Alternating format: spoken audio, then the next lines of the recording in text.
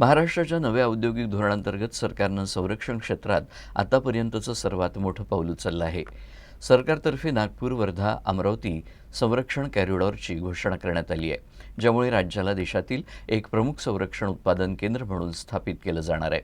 या कॉरिडॉरमुळे केवळ उद्योग आणि गुंतवणूकच वाढेल असं नाही, तर विदर्भाच्या आर्थिक परिदृश्यात पूर्णपणे परिवर्तन घडवून आणणारं हे पाऊल मानलं जात आहे. सरकार नागपूर, वर्धा आणि अमरावती यांना जोडणारा 250 किलोमीटर लांबीचा संरक्षण कॉरिडॉर विकसित करणार आहे. या महत्त्वाकांक्षी प्रकल्पात पुढील 5 वर्षात अंदाजे 30,000 कोटी रुपयांची गुंतवणूक अपेक्षित आहे.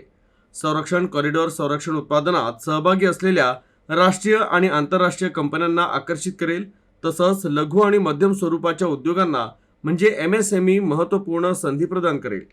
नागपूरला कॉरिडॉरचं मुख्य संरक्षण लॉजिस्टिक हब म्हणून नियुक्त केले जाईल, जिथे अत्याधुनिक संरक्षण उपकरणं तयार केली जातील, त्याची चाचणी केली जाईल, तसंच पुरवठा साखळी विकसित केली जाईल.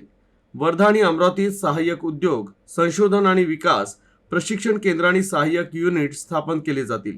त्यामुळे हजारो तरुणांना रोजगार मिळेल, स्थानिक उद्योगांना चालना मिळेल आणि संरक्षण उत्पादनात आत्मनिर्भरता बळकट होईल.